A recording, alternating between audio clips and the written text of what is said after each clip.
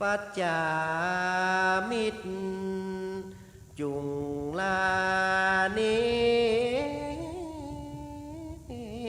ปังปายไป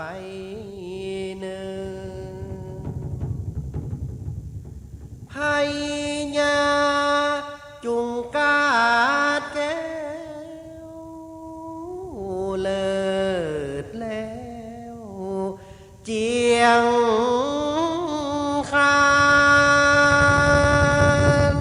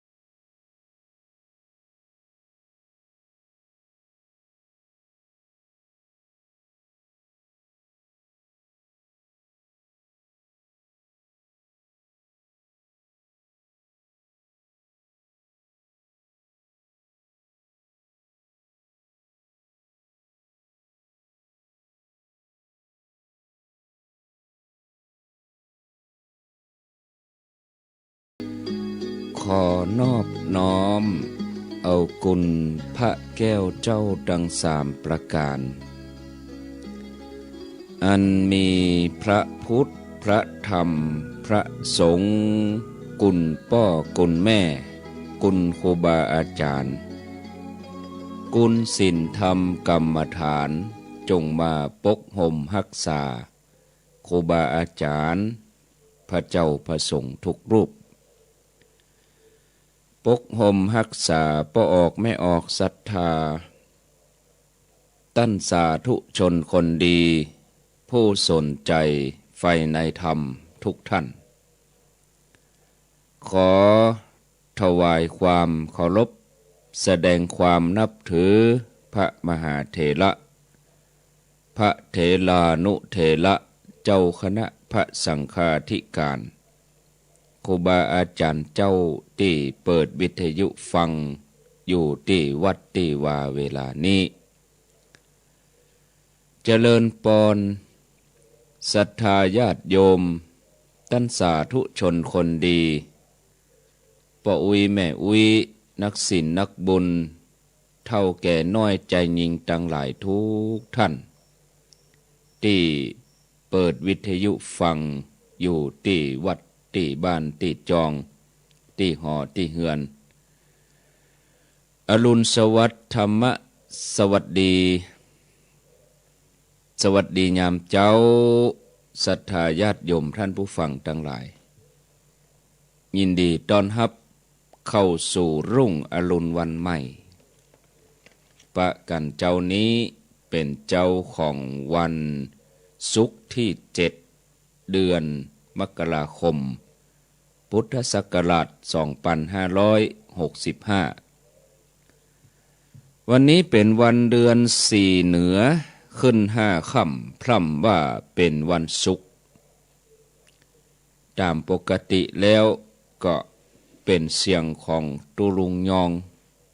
หรือว่าท่านชัยวัฒน์นาคเสโนวัดพระธาตุดอยน้อยตำบลดอยหล่ออำเภอดอยหล่อจังหวัดเชียงใหม่ซึ่งท่านก็เข้ารายการตั้งแต่ตี3มาจนถึงตี4ปลายน้อยเสียงก็เงียบไป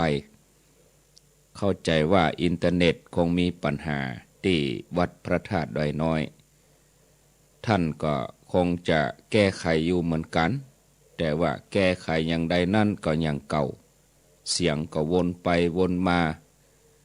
ถ้าภาษาช่างก็ห้องว่าอินเทอร์เน็ตมันเออร์เลอร์ก็คือว่าใจการบ่ได้ปิดเราเตอร์ปิดกล่องที่รับสัญญาณปิดแล้วเปิดใหม่ก็ยังเก่าอยู่อันนี้ก็แสดงว่าต้องโทรหาศูนย์อินเทอร์เน็ตขวายมาน้อยก็ต้องโทรหาศูนย์เพื่อเปิดมาแก้ไขอาจจะเป็นตาชุมสายมันก็อาจจะเป็นตาที่ตัวต้นสายบุญกาอินเทอร์เน็ตนี่มันก็จะเป็นอย่างเนี้ยญาติโยมเหมือนอาตมาตะวานะกะตะวาแมลงจัดได้ชั่วโมงเดียวชั่วโมงที่สองก็เดี๋ยวก็มาเดี๋ยวก็ลุดเดี๋ยวก็มาเอาไปเอามาก็ว่าเปิดเทปธรรมะดีกว่าโอ้เพื่อเปิดเทปธรรมะได้น้อยเดียวดีก็จัดนี่เนาะความแน่นอนคือความบ่แน่นอนศรัทธาญาติโยมก็หลายท่านก็ฟังอยู่อยากจะให้ฟังอย่างต่อเนื่องแต่ว่าอินเทอร์เน็ตมันบ่เป็นเรื่อง อินเทอร์เน็ตมันเป็นใจตลอดเวลาที่ผ่านมาก็ดีนั่นนะศรัทธาญาติโยมมามีปัญหาฟังกันมาจะเป็นปีมันก็มีปัญหาบักกี้เตื้อแต่ตอนที่มีปัญหานี่ก็ทำให้คนฟังนั้นอาจจะงุดงิดคนฟังอาจจะจิตใจวุ่นวายน้อยเพราะว่าฟังไปดับแล้วก็เสียงก็วนอยู่อย่างเก่าอย่างนี้อาตมาก็เฝ้าฟังจัดเมินเหมือนกัน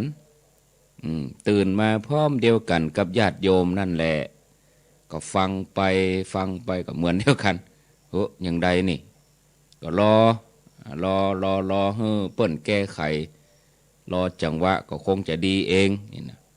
ก็ล่วงเลยมาจนถึง4:10 4:15จนฮอด4:30ก็ยังบ่ดีเตื้อก็ถ้าจะบ่เป็นลายละนะถ้าจะบ่เป็นลายแล้วก็เลยเปิดระบบที่ปักตังเจริญก็เสียงก็ขึ้นไปแทนตอนนี้ออกอากาศที่ปักตังเจริญ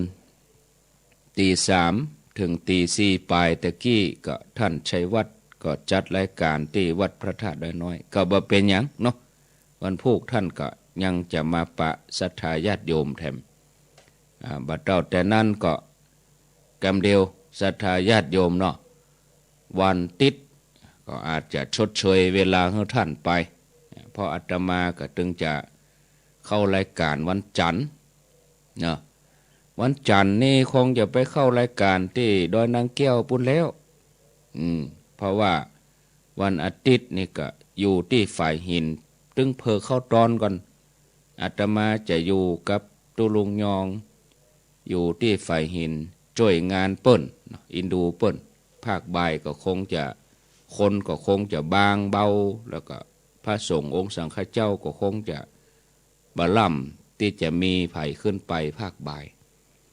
บางตนเปิ้นก็สะดวกไปเมืองง่ายบางตนก็สะดวกไปบ่ายเมืองง่ายนี่ส่วนใหญ่เปิ้นก็เน้นงานเมืองง่ายกันเนาะงานสืบเจ้าตากางานขึ้นบ้านใหม่บางทีเปิ้นก็รับนิมนต์ไว้ก่อนนั้นแล้วก็มีบางทีญาติโยมมานิมนต์มาลูนก็มีอย่างใดก็คือเปิ้นเต็มใจครูบาอาจารย์รูปนั้นตนนั้นเปิ้นก็เลยมานิมนต์เมื่อเปิ้นมานิมนต์ก็ต้องเมตตาไปนะศรัทธาญาติโยมอย่างส่วนอาตมาภาพนี่ก็แม่ง่ายนั้นเปิ้นจะทานศาลาป่าช้าทานศาลาป่าหิ้วก็อยู่ในตำบลเดียวกันก็ไปถ้าเฮาบ่ไปก็ความสัมพันธ์ในตำบลในชุมชนก็จะหายไปธรรมะเนี่ย ก็เดียวความจริงแล้วเปิ้นก็บ่ได้คิดอย่างนะแต่คนที่คิดก็มีก็อินดูกันเปิ้นก็ว่าเมาไปตั้งหน้าเด้ตั้งหลังก็ ละตั้งหลังรู้นี่เห็นไหมมันก็เป็นอย่างอี้นะเข้าใจอย่างอี้ก็เป็นอย่างอี้ก็ฉะนั้นแล้วก็เฮือบเสียถึงสองก็ไปถึงสองก็แบ่งเวลาเอาอันนี้เฉพาะอาตมาเนอะแต่รูปอื่นตนอื่นเปิ้นอาจจะได้ไปสะดวกก็แล้วแต่เปิ้นเนาะฉะนั้นก็วันที่เก้านี่เนอะศรัทธาญาติโยมวันนี้วันที่7ละวันพุธเปิ้นก็จะเกี่ยมการเกี่ยมงานวันพุธวันที่8พุธวันเด็กแห่งชาติวันพุธนี้อาตมาจะไปเยี่ยมเปิ้นมาแรงมาตอนที่วัดฝ่ายหินถ้าปิกมาตันจะปิกมาแล้วก็ไปเอวไปดูแล้วก็ท่านสมชาติมหาสมชาตินี่บดเดนี้เปิ้นเตียวลุกลำปางเปิ้นมาย่างวังเหนือนี่บดเดนี้นะย่างกลางตางแล้วข้างแห่งประมาณ10 กว่ากิโลจะเข้าแม่ขจานก็บึดก่อนขวายมาบึดสักตี5 โมงเกิง6 โมงบึดก่อนก็ก้อยเอารายละเอียดมาเพราะตอนนี้หมู่เวียงเป่าเปิ้นคมได้ยินเนาะได้ยินก็หมู่เจียงใหม่ละปูนได้ยินก็หมู่เมืองน่านได้ยินก็แม่แจ่มตอนนี้ทางฝั่งนี่ก็เงียบไปละเพราะว่าเปิ้นตั้งระบบอัตโนมัติบ่มีคนเฝ้าบ่มีคนคุมตั้งอัตโนมัติตี3เป๊ะไปจนถึงปุ่น6 โมงถ้าว่าระบบดับไประหว่างกลางตางก็คือดับไปอย่างนั้นนะแต่อย่างที่ฝ่ายหินนี่มีคนคุมมีคนเฝ้าอาจารย์วิสุวัตเปิ้นเฝ้าอยู่หั่นคือเปิ้นตื่นมาพร้อมกับหมู่เฮาเนี่ยญาติโยมนะญาติโยมเขานี่ฟังได้รับได้หรอฟังไปก็รับไปแต่ว่าทางด้านเทคนิคคนคุมระบบออนไลน์คนรับสัญญาณลิงก์นี่บางทีจะงีบก็สะดุ้งตื่นมาเนี่ยจึงดีจะสลับเวลาตนนั้นออกตี 5ตนนั้นออก6 โมงดีบ่ดีก็จำเป็นจะต้องได้ตื่นมาทุกต้นชั่วโมงญาติโยมเขานี่ฟังไปหม่อยรับไปตื่นมาก็ได้ฟังกันอยู่แต่คนคุมนี่กะทางด้านเทคนิคนี่ลำบากยากเหลือหมู่เฮาตั้งหลายเต้าฉะนั้นวันที่9เนี่ยเขาก็ไปร่วมกันเป็นกำลังใจให้กับเจ้าหน้าที่ดีเจผู้บริหารผู้อำนวยการทางด้านเทคนิคต่างๆนะก็ฝากเชิญชวนตัวศรัทธาญาติโยมทั้งหลายก็อาตมาความจริงแล้วนี่ก็จะต้องเข้ารายการเวลาตี 5ปุ่นก่อนนะวันนี้เจ้านี้ก็ถือว่ามาแทนตุลุงยองมาอุ่นเครื่องรายการตัวเองแต่นี่ตี 5ปุ่นก่อนแล้วก็ช่วงเวลานี้ก็ท่านชัยวัฒน์เปิ้นก็จะเปิดสายอาตมาก็จะเปิดสายนะไปฟังสาระธรรมะกันตี 5 ถึง 6 โมงปุ่นเด้อศรัทธาญาติโยมทั้งหลายตอนนี้ก็ขั้นเวลาเนาะถ้าอาตมาจะไปบรรยายไปนักก็เดียวช่วงตี 5ก็เสียงก็จะหายธรรมะเฮารักษาถนอมเสียงไว้เอาไปในตี 5ปุ่นก็ตอนที่ตี 5นี่ก็เกือบชั่วโมงเหมือนกันประมาณ45 นาทีปั่นเวลาละไว้15 นาทีให้ญาติโยมเปิ้นโทรมา0998366322เสียงดีขึ้นนะวันนี้เนาะบาดเจ็บคอบาดเจ็บคอเสียงก็ดีขึ้นมาแล้วก็บ่ไอตัวนะขอบคุณที่ญาติโยมเขาห่วงใยแล้วก็บอกให้กินอันนั้นฉันอันนี้ดื่มอันนั้นต้มอันนี้ก็กินไปก็ดีนะศรัทธาญาติโยมบ่ให้กินยาปฏิชีวนะนะให้กินสมุนไพรมันหายจ้าจังมันแต่ว่ามันหายขาดปฏิชีวนะนี่หายโวยแต่ว่ามันมีผลกระทบต่อระบบอย่างร่างกายไตก็อย่างก็ยาสมัยใหม่เนี่ยเนาะรับสายเจริญปอน ว่าจะเจ้าฟังอยู่นะเจ้า ฟั วั ง นนี้เสียงชัดดีแล้ว ฟังตุลุงยองกี่โมงล่ะแม่ แม่จะรู้นะ ฟังตุลุงยองกี่โมง แต่เจ้าอันเพิ่งตื่นนะเจ้า วันนี้ตื่นสายวันนี้หลับ ได้ฟังแต่ต้นสักก ลุงยองได้ฟังค ำอ้าวไม่เป็นไร โมทนา ำฟังอยู่ตลอดเหมือนกันเจ้า จาตุเนอ เจ้าสาธุเจ้า 0998366322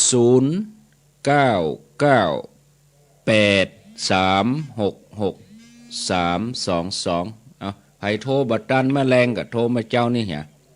แต่ว่าเวลามันน้อยเหลือ5 นาทีเจริญปอน สาธุเจ้า โทรจากไหน มาจากงานธันวา นันตารามฮะ เขาสามันเกือบสี่เจ้า นันตารามอำเภอฝาง เจ้า อ๋อแล้วได้ยินแล้วกะสถานีเมืองฝางได้ยินแล้วบอก เจ้าจ้าออกมาเดินเนี่ย มันอินเทอร์เน็ตมันรู้เนอะอินเทอร์เน็ตบดี อ๋อค่ะ อินเทอร์เน็ตตังเพอินเทอร์เน็ตตังดอยหล่อเพบดีใจบ่ใจเป็นตาสถานีเปิ้นสถานีเปิ้นหาดีกะเจริญปอนเจริญสุขเจริญชัยว่าจะได้ เจ้ากับพระเจ้าท่านพระครูแม่สายพินกันพระยาเนอะ แม่ใส่พินจังซอ แต่เจ้าฟังลุงย้องอยู่ล่ะรับไปตื่นกลับไปทางพระครูจะได้เห็นนะ นั่นตัดอูนี่รับไปเหีย ตื่นมาเสียทางพระครู น่ะอันนี้แสดงว่ารับละ อันนี้แสดงว่ารับละจากนั้นฟังชัดดีเลยทางพระ โม ครู ท นะ นารับละกันเนี่ยเลยหูที่มาที่ไปเล่มหูที่เล่าไปเนี่ยนั่น รับฟังตุลุงแล้วก็รับละเปิ่นตื่นมาทำกรรมเป็นเสียงอาตมา ก็เล่มหูสกรรมว่าเล่าอย่างไปนั่นจบข่าว เจริญปอนเป็นยังรับไปก็ได้เนอะเจริญปอน เจ้าพระเจ้า จากที่ไหน เอาจากเสาหินเจ้าแม่เม็ดเจ้า อ๋อเสาหินนั่นสีบัวบานกะ เสาหินเท่กับเสาหินนั่งฝั่งกับเจ้า เสาหินเมืองฝาง ตอนนั้นท่านออกหัวทีนี่นะเสียงท่านนั้น เสียงยังก็ ว่าอันนี้ท่านนั้นอภิวัตฟังไปเดี๋ยวนี้ดีละตะกี้เสียงแหบอย่างนี้ขอเวลา2 วันนะ เจ้า 2 วันดีอ่ะ ท่านมาแค่สบายหน่อยเจ็บคอ สบายบ่เป็นหยังบ่เมื่อยบ่ไข้เสียงบ่ได้บ่เจ็บเมื่อยเจ็บหยัง เจ้า อย่าไปเฮือได้เมื่อยนะ เอาโมทนาบ่เมื่อยบ่หยังบ่ถึงเป็นไข้บ่ถึงไปโรงยาเสียงบ่ได้มันอากาศมันเปลี่ยนบ่อย3 วันมาเนี่ยเย็นหนาวลงหวบเลยน่ะเจริญปอน แกไม่สาเจ้าตุท่านพระครูจ้างอ่ะตุลุงแล้วตุลุงเงียบหายไปเลยเน็ตให้ลงแต่ก็อย่างที่บอกตะกี้นะกะพูดเกินพูดจางเป็นก้อมเป็นแก้มไปเหรอก็ได้จ้ะก็ถึงว่านะต้องมาตี 3มาแล้วมันได้ฟังตัวอย่างฟังตั้งเน็ตล้มมันได้ยินเนี่ยเปิ้นก็ออกอยู่เหรอตี 3อ่ะมาหาย3 โมงปลายจะ4 โมงนี่ละเจ้าโมทนาเนอสาธุเจริญปอนไปกับเข้าใจกันแค่ไม่ทราบเจ้าท่านพระครูจากที่ไหนสุแก้วศิลปรเนอสุแก้วฟังตุลุงยองตั้งเมื่อเพลงมาไหว้พระอัปปอนโดยเพื่อนแล้วก็เสียงเพื่อนขาดพอกับท่านพระครูข้าแทนเนี่ยเจ้าวางอยู่นะเจ้าเสียงท่านพระครูดีมาแล้วเด้อเจ้าทุกวันนี้มาสายวันนี้นี่พ่อดีแล้วเจ้าท่านพระครูโมทนาฟังเสียงเก่ามาบนก็ฟังเสียงใหม่นี่พ่องกะเจริญปอน อ้าวแม่สุทัศน์บ้านแสนพรมเจ้าแม่เมื่อเตียนมันดินเนี่ยเขามันดับไปอย่าง3 โมงไปเจ้าแล้วก็เพิ่งมาดีเนาะอ้าวว่าจะได้แถมอาตมาจะอู้ก็กลัวแทรกเปิ้นเลยดักฟังเงียบฟังเปิ้นอู้เพราะก็เงียบไปโดยกันนี่0998366322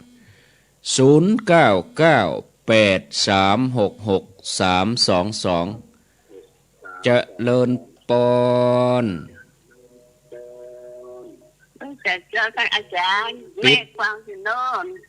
แม่ขันแก้วกะเจ้าแม่ขันแก้วแม่แจมจังครึ่งปิกถึงบ้านกี่โมงแม่วันที่มาเนี่ยวันนั้นมาถึงทุ่มดีๆอ๋อทุ่มปลายไปหลายที่ลูกเนาะไปตานเก้าวัดกันหรอถ้าไม่โอกาสขันแก้วไม่ไปแอลหาเนาะได้เดี๋ยวนี้เอาเสียงไปแอลหากะเสียงไปเอวหาตึงวันดีใจมาโหว่าจะอู้ท่านอาจารย์เลยนะเพราะว่ามันม่วนดีใจแม่ขัดไปมือเนี่ยโอ้เป็นยังเนอะเป็นยังโอกาสหน้าก็มาแถมถ้าจังว่าโอกาสเวลาดีเนาะโอกาสถ้าแบบปีหน้าไม่โอกาสไม่มีปล่อยแหนเดือนหน้าก่อนเนาะแล้วอยู่ดีมีสุขโมทนาไปได้ทวนสายเนื้อญาติโยมเริ่มเวลาหมดก็ต่อตี 5ไปเลยจะเลินปอนนมัสการแก้วท่านพระครูจากดอยน้อยพัฒนาค่ะเสียงก็ดีขึ้นมาแล้วนะคะดูแลสุขภาพด้วยนะคะพระครูอากาศมันเย็นจ้ะเมื่อกี้แม่สีทรว่านั่นเมืองฝางไม่ได้ยินนะคะที่แกโทรมาน่ะด้วยลุงเช็คคลื่นตอนตี 3นะจ๊ะอ๋อตี 3จ้ะแกเลยว่าไม่ได้ยินนะจ๊ะ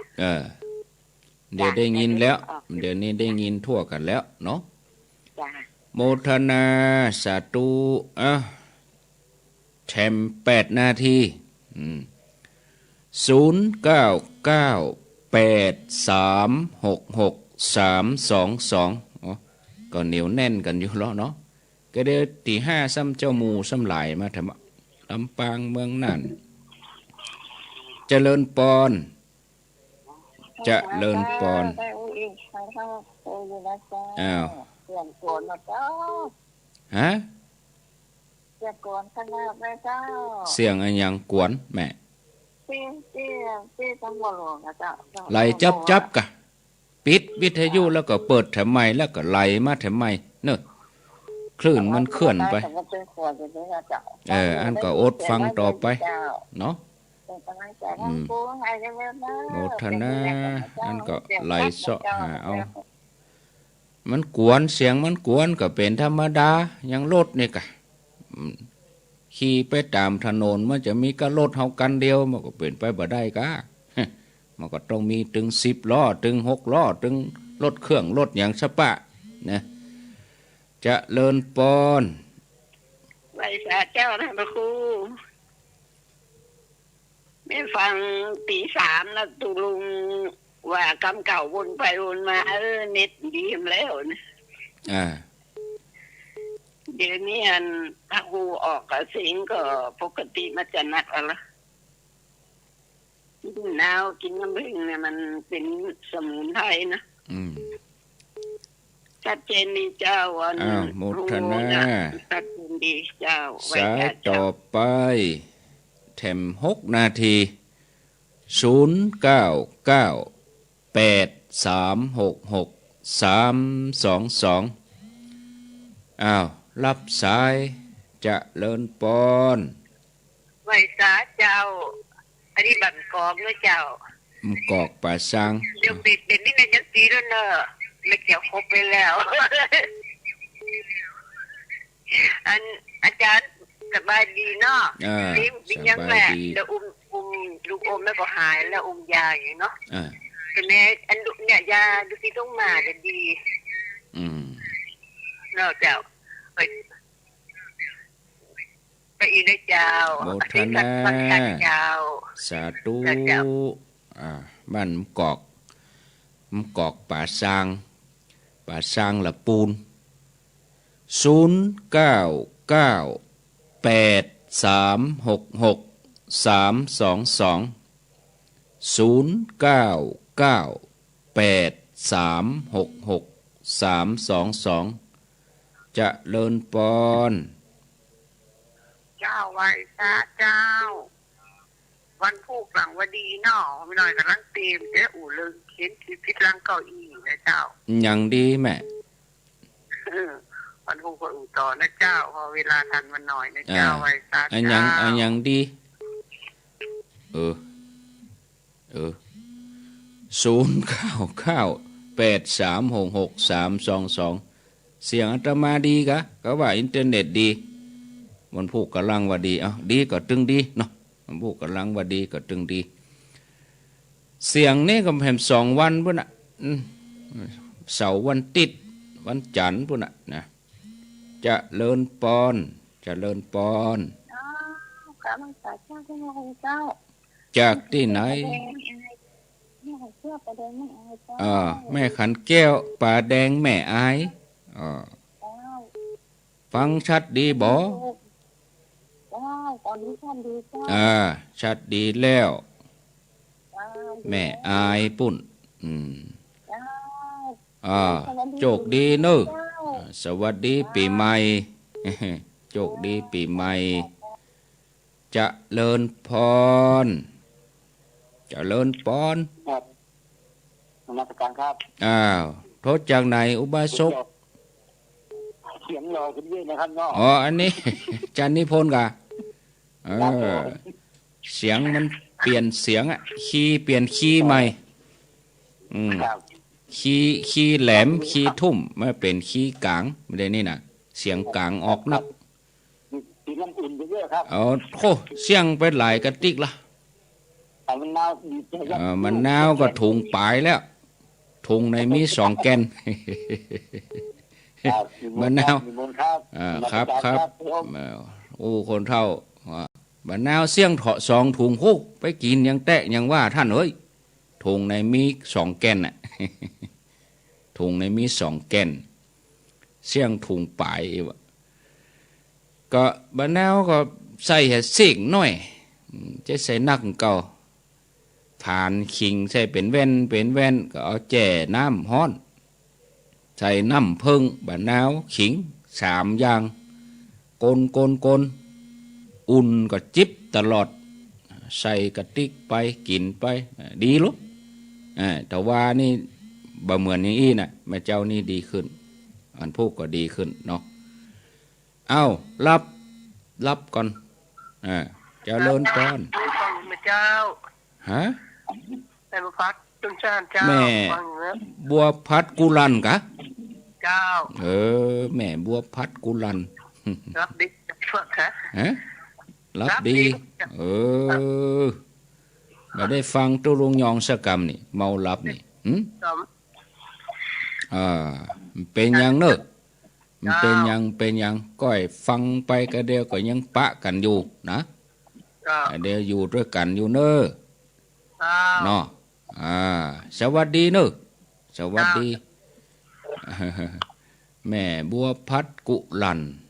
อันนี้เปิ้นอยู่ปุ่นฟังสถานีพระบาทอุดมเอาตาอีก่อนเนอะสวัสดีก่อนวางแหละสวัสดีเอาพักเต้าอีกันเดี๋ยวเข้ารายการตี 5 ถึง 6 โมงอายุวันโนสุขังปะลังอรุณทาบทองของฟ้าทั่วฟ้า